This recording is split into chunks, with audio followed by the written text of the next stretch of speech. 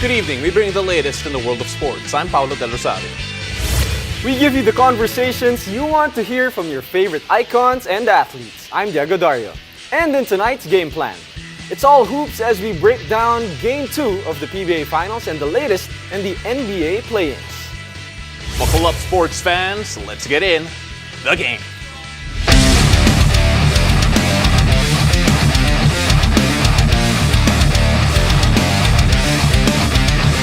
It's all tied up in the PBA Governors Cup Finals as the TNT Tropang Giga answer back with a Game 2 victory over Barangay Ginebra. Joining us to talk about last night's game while looking ahead to Game 3 is basketball analyst and my good friend, Isaac Go. Welcome back to the game. Yeah, he's a good friend of mine too, I guess. All right, I guess. let's talk about this finals. Game 2 going to TNT. Of course, Ginebra getting opening game in Game 1. How did TNT even up this series? What adjustments did you see from that side of the basketball court, Isaac? And you saw that in Game 1 that people were like wondering what happened in Game 1 from talk and text, but they came back roaring Game 2 in spite of losing Justin Chua, and we hope he gets well soon. Yeah. Poy Aram picking up 3 fouls within the first 3 minutes of the game. And maybe it was that small lineup going more to Glenn Cobuntin, Calvin Oftana, RHG on the 5. Game 1, they used it a bit, but probably wasn't used to it. In Game 2, they seemed much more comfortable. Isn't this a necessary thing for TNT to use? Because let's be fair, no Justin Chua, only one big man in Poy Aram. That's part of the rotation. So aren't they default small ball? Yes and no, because even without Kelly Williams, because Poy Aram is also coming back from an injury. And in Game 1, Poy played 13 minutes. Game 2, in spite picking up 3 fouls within the first part of the game, he still managed to scramble 19 minutes. Yeah. So how will that change now if Poy doesn't get into foul trouble? Does Stock and Tex opt to go double big with RHJ and Poy? Yeah. Or do they still go small with RHJ at the 5? Now, it's a little bit tough. I mean, going up against TNT in the semifinals. Okay lang yan. I know, right? We love the support. And by the way, Pao, now we can talk about it. But, Isaac, when this TNT lineup, when they play that small ball, Cobuntin and Oftana, very crucial in the way they defend the bigs. They can defend smalls. But Oftana, offensively, can post up the smaller guards of Ginebra, but can also, attack the bigs of the other team. Calvin Oftana is one of those players who played big in high school and even in college, but made the seamless transition to the 3 in the pros. And Glenn Cobuntin is someone who only played, again, limited minutes in Game 1, maybe about 6 or 7. Then all of a sudden, Game 2, given 33 big minutes. And the stat sheet may not see minimal impact, but he does more than what it shows. You take a look at what happened here for Barangay Ginebra, and you're going to hope that this was just a bad shooting night for them. We just have to look at the numbers of a certain guy named Justin Brownlee, who all of a sudden only had 12 points. Probably the first time that it happened. I don't remember the last time he scored that low in the finals game, but obviously it was a disappointing performance for him. Was this just a case of a bad shooting night for Barangay Ginebra on a night when TNT were managing to get their shots to fall? I think it's not only that. We have to give credit to Glenn Cobuntin because he was the guy, if you look at the minutes, Game 1 and Game 2, he's the one who received a significant bump. And maybe Justin Brownlee hasn't seen him a lot. Maybe na-tempo rin na nakuha niya yung kiliti ni Brownlee for that day. But when is it that you see both Jeremiah Gray and Justin Brownlee combined for 0 for 11 from 3? And I think that is something that maybe credit to Talk and Text defense, but that's very difficult to show. You take a look at the shooting numbers. You mentioned it a while ago. 0 of 11 as Justin Brownlee and Jeremiah Gray combined from three-point land. But you take a look at Jeremiah Gray in particular, because he also had a poor Game 1 despite the win. Right. Very poor shooting numbers for him. You take a look at a guy like Jeremiah Gray. Is he a guy that you feel has to turn his game around in the series if Barangay Ginebra will get away with the championship? And I agree with that, especially that what he can do with his length, his defense. He's playing currently the 2 spot early in the conference, primarily a backup of Jamie or Justin to come in. But now you see the trust coach Tim Cohn has that he is starting beside these guys right now, and of course they want to see the production come up. And as a catch and shoot guy with more gravity around him, he should have cleaner looks. And Isaac, I'll try to pick your brain on this. Let's get a bit technical. I mean, the small ball you mentioned that TNT is doing, what do you think Ginebra will do in Game 3? I know Pau has a little bit of this, but it's more of Isaac that can probably see it and say it also.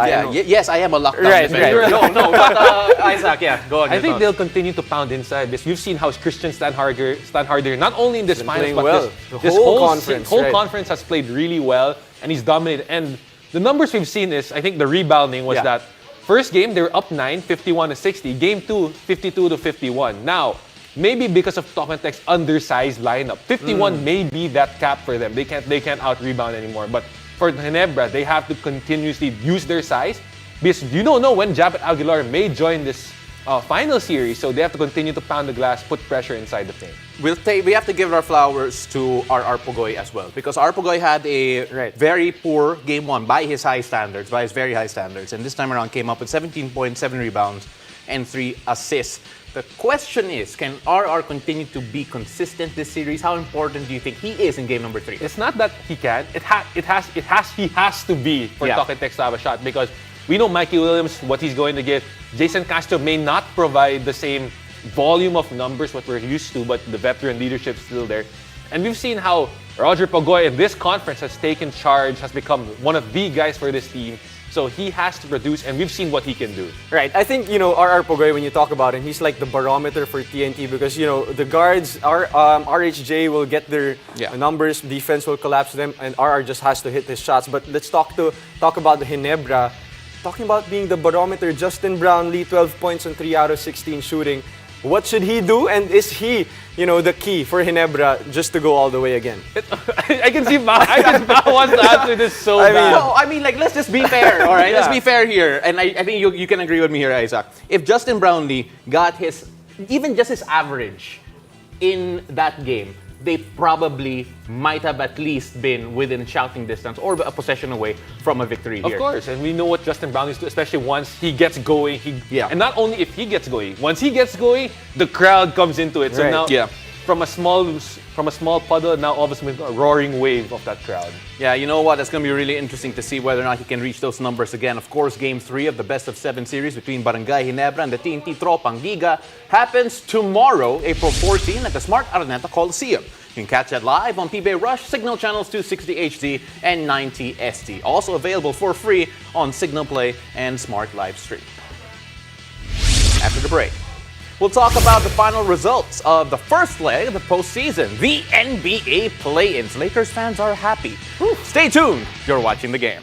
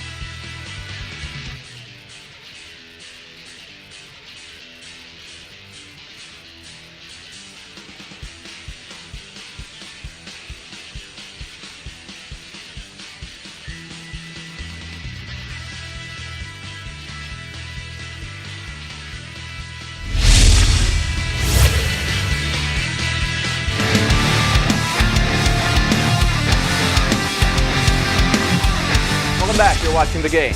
The NBA postseason always brings thrillers, and what happened in the play-ins has no shortage of breathtaking moments. Now, with us to break down what happened in the last few days in the NBA is All-Star analyst Isaac Go. And since we have a lot of Lakers fans in the room, we will talk about them last. Alright, so pag-usapan muna natin yung Eastern Conference play-ins. Atlanta Hawks against the Miami Heat. Atlanta winning that one 116 to 105. The Atlanta Hawks, okay, taking down a Miami Heat team who, I don't know what to make of them. They're supposed to be good, but they fall off a cliff sometimes, and then they look really great, and the consistency is not there. And that goes to show how tough the NBA is. Because a lot of people wrote Atlanta off early because everyone was like saying the pairing's not gonna work. They fired their coach and all that turmoil, and yet they managed to beat the Miami Heat team that, as you said, can be really good. Yes, they can. This Kyle Lowry had 33 in that game off the bench, and still they managed to sweep through. I mean, I wouldn't even be surprised if Pau all of a sudden becomes an Atlanta Hawks fan because their coach is Quinn the Snyder. former coach of the Utah Jazz. And I like what they're doing with the Hawks now that Quinn Snyder is the coach. They're not very predictable. It's not going to be Trae Young the whole game. He just had, Trae Young had 25 points but only shot 1 3-pointer. So they're very unpredictable, especially in that game against the Heat. The Jazz alumni are all over the place. Now let us look at the Chicago Bulls against the Toronto Raptors. Chicago Bulls had to erase a 19-point deficit. You talk about inconsistency, you talk about not holding down the fort. Toronto didn't do a great job there. I watched that game, I flipped it on, and I saw the score, and I was like, is this done? Because Toronto seemed it rolling. The only thing I saw was DeMar DeRozan's daughter shouting. Right, that's the same thing I saw. And what was funny was, she called DeMar and said she wanted to skip one day of school to go, and DeMar didn't want to, but it turned out he said, I owe her money. I mean, she was shouting every free throw that Toronto was taking. I think Toronto missed 18 free throws, and that just might spell the difference in that game against the Chicago Bulls. But talk about Zach LaVine, 39 big points in a big play-in game like this, Isaac. Talk about his development as a player. Zach LaVine came into the league with all that, and you saw that news when he got drafted, hated it, where he was going to be sent. But you've seen him develop from just being a slasher dunker to now become an all-around scorer, and what better way to show it than the play-ins? Yeah, and again, in the play-ins, just doing a great job there, talking about Zach LaVine really showing out. And he hit a 54.5% field goal percentage and only made 2 3-pointers. And that, in general, is an incredible feat. But you take a look at the ones who did advance. You talk about the Atlanta Hawks. You talk about the fact that there has to be another matchup in terms of this play-in. Who takes up the last slot in the East for you? Ooh, in the East. So it's going to be the Bulls versus the Miami Heat. So who are you taking, Isaac, for that 8th spot? It has to be the Bulls. This Miami right now is just struggling. Really? Okay. I think the reason is just that Miami, I think, with the way they constructed their roster, I think the pieces just didn't work out. I might have to agree also with you, Isaac. Because if you look at their lineup, you only have Jimmy Butler, an old Kyle Lowry, and Bam Adebayo who can't shoot threes, and a bunch of random like shooters in Kyle Struss and all that. But if you talk about the West, OKC and the Timberwolves, this is a tough one. OKC, it's pretty tough. We're gonna talk about it in the next. Yeah, we're gonna talk about it later on. But you take a look again as we continue focusing on this Eastern Conference matchup. Again, the Miami Heat and the Chicago Bulls battling for the final spot in the playoffs here. You just take a look at it, and we always say that the Miami Heat, we're focusing a lot on them because a lot of people are kind of disappointed where they are and what they're going to do. Do you feel that this is make or break for this iteration of the team? Because even at this stage, maybe you're asking questions about the age of the roster, where they're going to go, and what the future lies for this franchise. Is it time to blow it up? I think because if this Miami Heat team did not make the finals that bubble year, we would have seen a different iteration by now. But I think it's the perfect time if ever they're going to change it up. Kyle Lowry up there in age. Some of these guys are becoming free agents. They can they can find some more diamond in the rough. And of course, we have to recognize OG. Udonis Haslem's also retiring, so maybe it's time to change it up. Maybe it's time to coach for the OG, huh? Well, you know what? Sorry. Now that we're looking still more going to zoom in on the East, the Atlanta Hawks getting the better of the Miami Heat. A lot of people didn't give them any chances to beat the Heat, just basing on who's on the roster and what teams have done in previously. Do the Atlanta Hawks have a hope of actually advancing past the first round, in your opinion, based on what we've seen here so far? No. There's no I chance, told you, right? This is I the mean, big, who the are they big gonna three go right up now in against? the East. Yeah.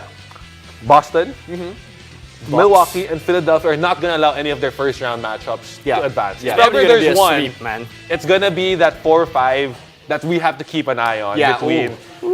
That matchup right there is something that we're going to enjoy. I mean, if you take a look at the matchups, this Hawks team, no way, no chance No. of trying to at they're least not- get one game. You know, okay, no, fine. No. If you believe that, all right. But my last question to you is before we go, in the 2 play-in games, who was your MVP of the 2 games in the East? Ooh, I guess it has to be Trae Young, man. Just all the criticism all year round.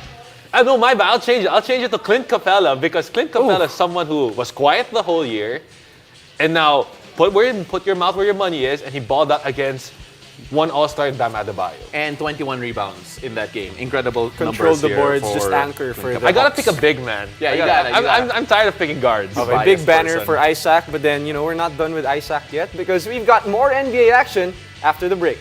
We'll go coast to coast with the latest matchups in the NBA Western Conference. Stay tuned. You're watching The Game.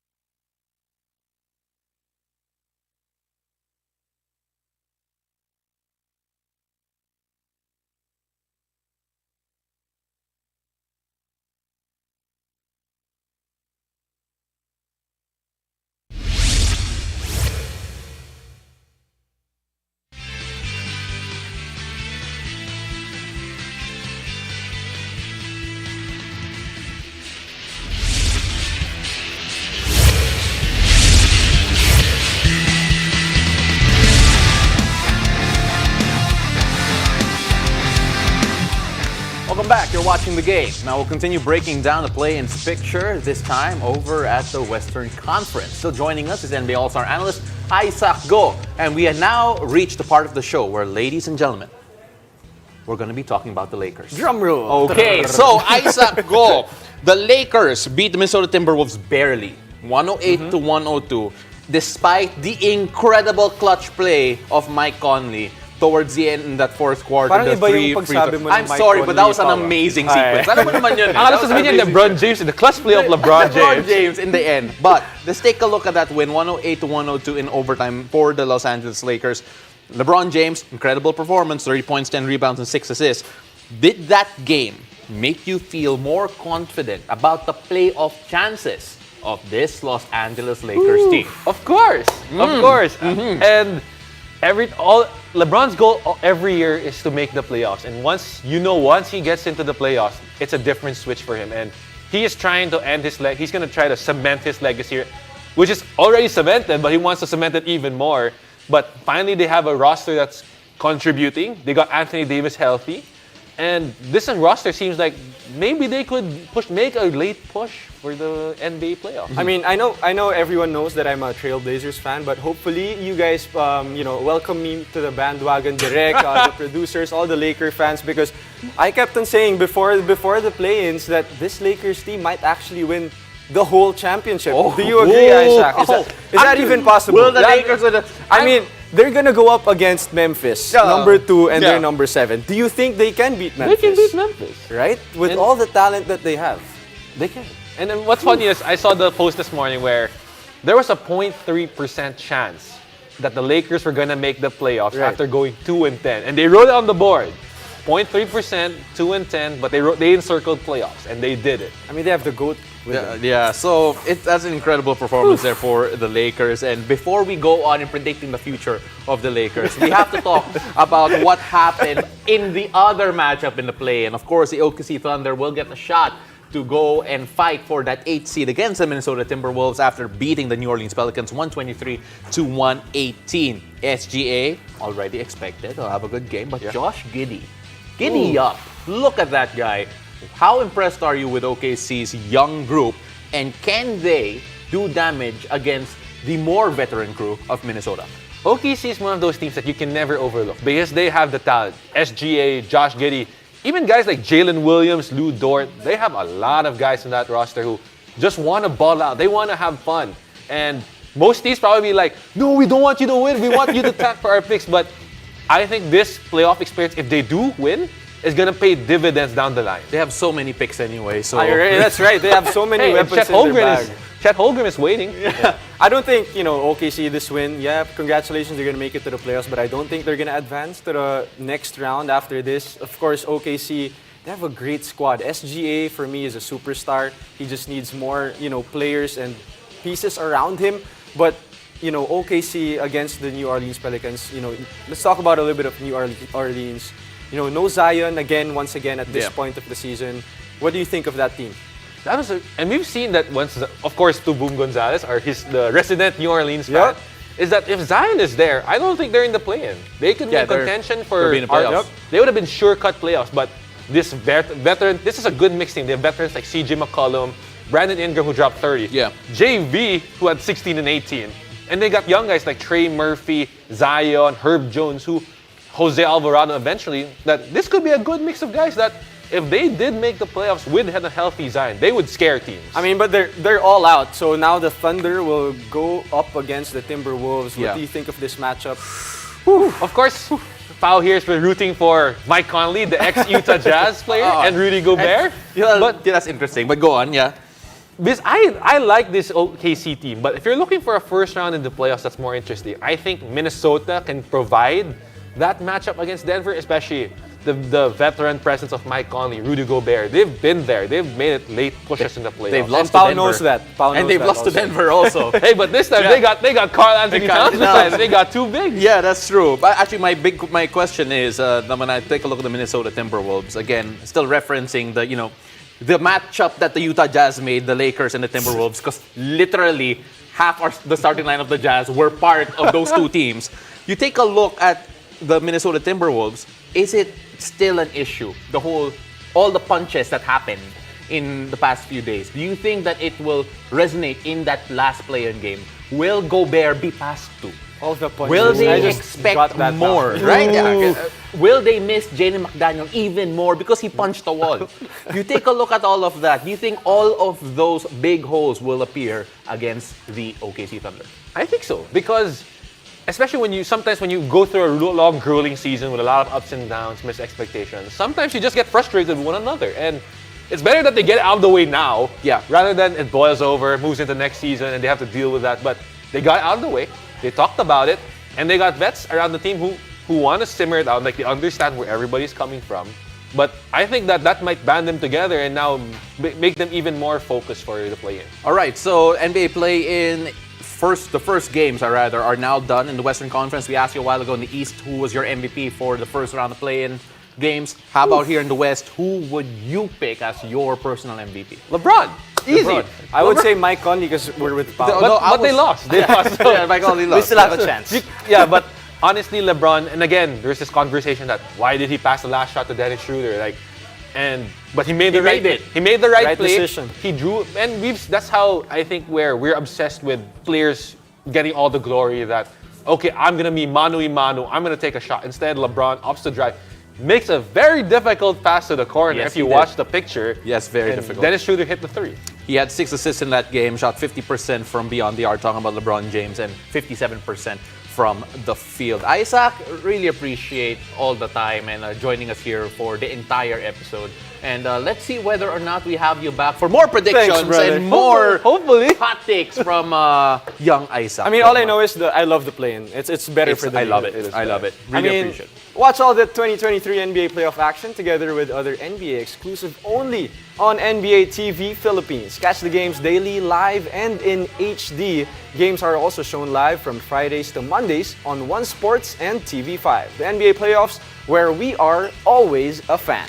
Isaac, maraming salamat. Really appreciate you again. Please stay for the whole show more often. Thank you. If you guys Isaac. will have me, And that's it for tonight. Thank you for joining us. I'm Diego Daria. Catch us weeknights here on One News, One Sports, and One Sports Plus. I'm Paulo Del Rosario, and this has been The Game.